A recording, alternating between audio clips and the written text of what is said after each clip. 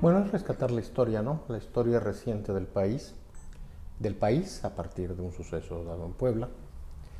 Mi afición literaria es muy para novelas, es sobre todo para novelas diseñadas más para el Pulitzer que para el Nobel, o sea, la novela de corte periodístico, tipo Truman Capote, aunque eventualmente Truman Capote obtuvo el Nobel, ¿no? Pero la verdad es que es una novela periodística. Eh, Martín Luis Guzmán, por supuesto, es uno de mis referentes obligados. Yo no soy miembro, digamos, de los grupos culturales o de las burocracias culturales, por decirlo así. Siento que actualmente, me da la impresión que actualmente están muy abocadas a un mundo de adolescentes. Incluso yo pensé mi intención es esto, ver si se puede filmar, llevarla al cine. Pero mi conocido en el cine es Carlos Markovich y yo, Carlos, pues veo que no es el tipo de universo que él trate. Yo no me imagino a Orson Welles o a Gabaldón grabando historias de jovencitos. A mí sí me gusta el mundo adulto, con toda su sordidez, bueno, sí. Pero bueno, eso es parte de la cultura contemporánea, podemos decir, de la cual, pues, en cierta forma, como yo no formo parte de esa carrera, puedo darme el lujo de no ser integrante de la misma. Yo lo que quería eso, rescatar hechos históricos con una base novelada. Les decía que mi actor por excelencia es Orson Welles, un hombre que va de lo más histórico, riguroso, realista a lo simbólico, sin descuidar los dos mundos. Otra vertiente muy de la literatura o de la cultura contemporánea es un universo simbólico, post-wagneriano, que a mí en Wagner me gusta Wagner, pero la verdad no es un mundo donde yo me sienta muy a gusto. No, aquí sí lo simbólico se cuida, pero está bajo un hecho histórico. El eje, como se dice en la técnica narrativa, el nudo está pues en el siniestro de Nochebuena de 2018. Ese es el eje que lo articula todo. Y de ahí se parten de tres historias paralelas. El suceso, no, cuatro. El suceso en sí mismo, la historia de ese gobierno, la historia de las familias, la historia de la ciudad y la historia del teatro. Y se van engarzando unas con otras. Eso es lo que se intentó. Suena muy ambicioso, ya lo sé, quizás no se haya logrado, pero eso es lo que se ha intentado. Mi motivación además fue la pandemia. ¿Qué voy a hacer durante el encierro? Pues rescatar esta historia que tenemos, de la cual ya tenemos un acervo importante, ya se tiene un acervo importante. Fue un sueño que yo tuve, soñé que estaba poniendo en escena yo como director de teatro Medea, pero que todavía ni siquiera había escogido a los personajes, a los actores, y que ya estaba por llegar al público. Fue un sueño, una pesadilla. En esa pesadilla me anunciaron la muerte de un pariente. Curiosamente, el día que soñé eso, mi sueño en la vida real fue sobre Medea.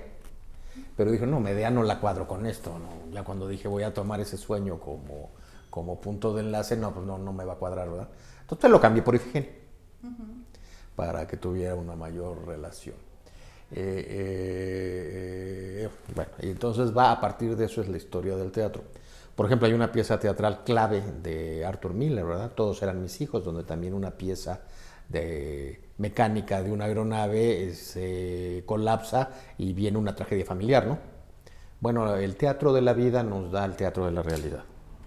Eso al menos es una enseñanza muy típica del cabalismo judío, ¿verdad? Lo que está escrito, por algo está escrito. A una sociedad en descomposición, con un grave problema político, una grave crisis política derivada y ahora les voy a contestar otra cosa, crisis política derivada de una concentración de poder con miras al asalto al poder, sin tener en cuenta los aspectos geopolíticos del poderío norteamericano. Creo que la alianza con los poderes germanos fue muy clara, con el poderío de la industria automotriz alemana fue muy clara. Creo que ahí está el origen. Trato de rescatar muchas cosas que ya son olvidadas.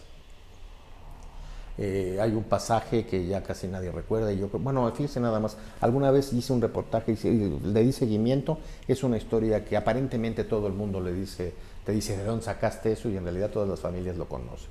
Fue el suicidio de Petersen en Catedral.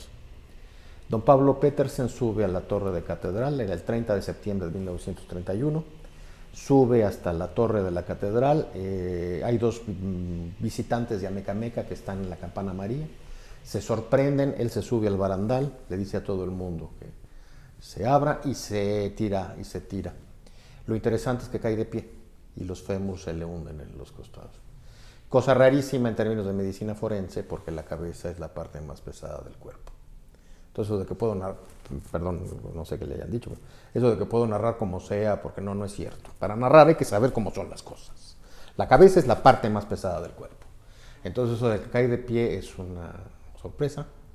Su hijo fue el último cónsul de la Alemania nazi en México, con el embajador Ruth von Kohlenberg. Entonces, es una parte de la historia de la ciudad que aparece aquí, aparece en el relato, aparece también esa... cuando hablo de ese hotel, de ese restaurante, hotel, comedero, pues lo que ya nadie recuerda, yo creo que es importantísimo, casi nadie recuerda que la canción, muy fea por cierto, representativa de la ciudad, la compuso el Jibarito. Entonces sí, mi abuela me platicaba de cuando no tenía contratos en la W, venía a Puebla, ¿no? Rafael Hernández, pues venía a Puebla, segundo don Antonio Tenorio Adame, me dice que incluso casó con una poblana, ya nadie lo recuerda. Pero hay otra canción que a mí me parece superior a la del Jibarito, que es Las Mañanitas Poblanas, que esa sí está en el olvido total. Pero bueno, hay una referencia que pues no veo que se explique en ningún lado y pues resulta interesante, ¿no? Para conocer la historia de la ciudad. Recientemente en la revista en digital donde se publicó la novela, había un amigo de España que publicó sobre Gutiérrez de Cetina. Le escribió, oye, forma parte del imaginario de la ciudad de Puebla. Hay quien dice que no, que es el mero imaginario, que es la mera leyenda, que no es cierta su presencia en la ciudad. Otros te dicen que sí, histórica o en el imaginario, forma parte de la vida de la ciudad. Nadie lo recuerda, ¿no? Entonces hay que recordar eso. Eso no aparece en la novela, por cierto, pero bueno. Miren, yo cuando era muy niño oía mucho a mi abuelo hablar de Maximino Ávila Camacho. Él era cuñado de Manuel Rivera Anaya, ¿no? Entonces Manuel Rivera Anaya y su hermana, mi tía Carmen, se llevaban mucho, eran parientes de los Alvisúa, no eran novias de Trotsky, pero bueno, eso es puro cuento. Pero bueno, al menos nunca los acompañaron ni a la zarzuela, ni al teatro, ni a la ópera, hasta donde yo sé. Pero bueno, oía mucho esas historias y yo veía con mis compañeritos de generación y era una historia que dicen, ¿qué es eso? ¿Cuándo pasó? Se borró durante muchísimos años. No quedó, parecía algo que no, una referencia, pues no sé, de dónde habrá sacado mi abuelo estas historias, decía yo, ¿no? Y creo que podría pasar lo mismo ahora.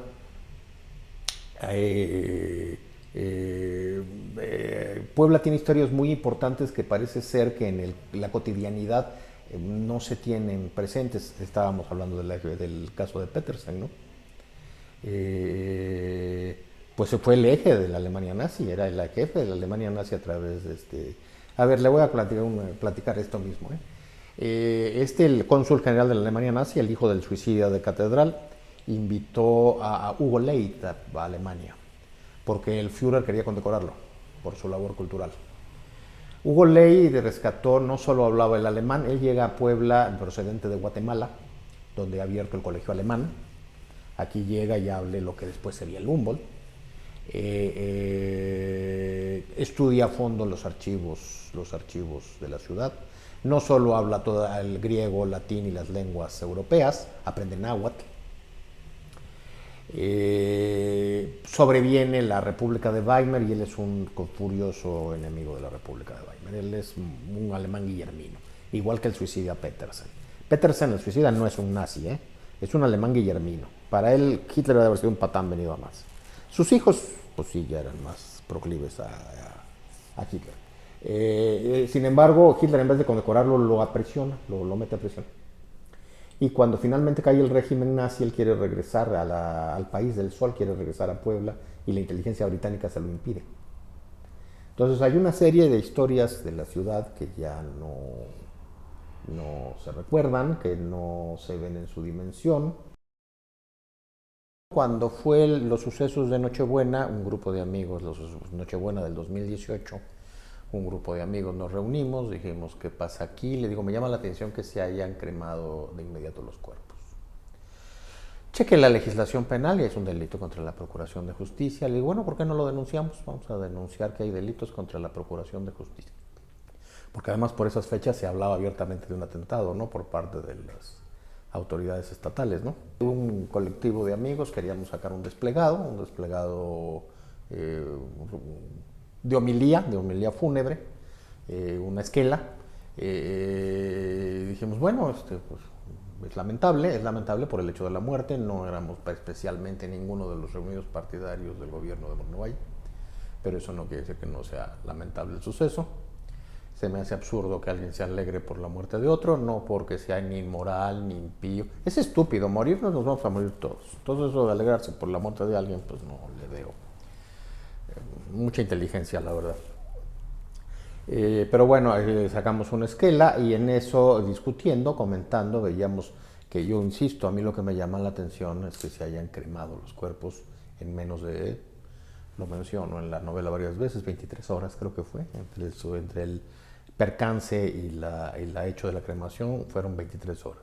5 cuerpos son demasiado trabajo para un profesionista, ya sea ahora que no fue un único médico, ninguno de ellos legista, pero bueno, sé que fueron varios médicos lo que lo hicieron, pero de todos modos es un trabajo excesivo. Y sobre todo un día de Nochebuena, ¿verdad? Donde ha de suponerse que los médicos forenses, si acaso habrá uno de guardia, ¿no? ¿Cómo va? Porque a partir de este hecho histórico, de este hecho reciente, histórico, se narra la historia del teatro, desde Ifigenia. El desenlace tiene su razón de ser con respecto a lo que usted me pregunta. Conforme al peritaje de la Dirección de Aeronáutica Civil que se nos dio a conocer, la aeronave iba cargada con 286 litros de turbocina. A mí me llama la atención porque una vez siniestrado el aparato, la llama no parece alimentada por más de 1/4 de tonelada de un combustible cuyo octanaje es superior a la gasolina. Y alguna vez, por ahí, oí ese comentario que una forma de perpetrar un atentado es fingir que una aeronave va cargada de combustible alterando la aguja del medidor. Y en realidad, pues mandarla a volar prácticamente con el mínimo indispensable para que no pueda sostener el vuelo. Me dicen otras personas que no, que sí, ya se apersonaron ahí en Coronango, que el dueño de la parcela señala que fue evidentemente dañado de una manera brutal y que sí fue un enorme incendio. Yo hablo de la imagen que vi en prensa. Ahí sí me faltó pues ir a los hechos directos, ¿no? En ese punto. En otros sí tengo muy documentado. Pero entonces este peritaje es muy interesante porque curiosamente actualmente la defensa de los indiciados es lo que están redarguyendo, ¿eh?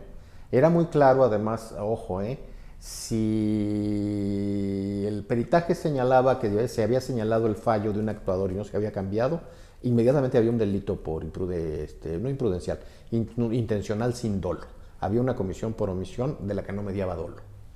Eso era obvio, Precisamente si ya había un delito resultado de los arrojado por el peritaje, no podías desaparecer pruebas como son los restos mortales. Eso es un delito contra la administración de justicia. ¿Por qué lo hicieron? Eso es lo que es el misterio aquí. Una posible explicación es que sí había ese eventual medio de realizar un atentado ya no imprudencial, ya doloso.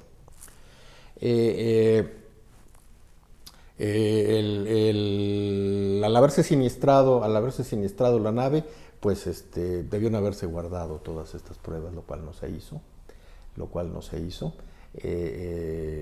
Pues eso es lo que motiva ese es el desenlace. El desenlace es, oye, ¿qué pasa con esa imagen de la llama? ¿Qué pasa? Eso no se ha explicado. La defensa actualmente de los procesados por un delito intencional sin dolo. Lo injusto aquí, se iba a arrojarle el delito imprudencial sin dolo, por lo menos para someter a proceso. Lo que es injusto es haberlos encarcelado, porque no medía dolo. ¿Para qué los encarcelas? Que respondan del proceso en libertad. Eso sí, entrada es una injusticia. La defensa está recontrarguyendo el peritaje. Lo cual está bien, pero además para eso está señalando que el único órgano que encontraron, que es un riñón, que parece ser que corresponde al piloto, estaba intoxicado con dióxido de carbono. No se sabe si antes o después del siniestro. Los demás cuerpos, en las necropsias correspondientes, no aparece tal intoxicación. Entonces, si no es la causa el actuador y la falla de cambio, el cambio por el actuador que había fallado, si no es un problema humano por intoxicación, pues tendrá que reabrirse la autopsia. ¿Y cómo? ¿Cómo se abre una necropsia con cuerpos que ahora son cenizas? El periodismo son todos los hechos que se rescatan. Todos los hechos que se rescatan, tanto el periodismo como la práctica forense. Ahora, ojo, antropológicamente la obra de teatro y el juicio del proceso judicial, sobre todo penal, tienen el mismo origen histórico, antropológico, que es la máscara, la personaria que se usaba en el foro romano. Es el mismo origen antropológicamente hablando. O sea, todo proceso judicial también es una obra de teatro y toda obra de teatro se concibió originalmente como un proceso judicial. Entonces también aquí se interrelaciona.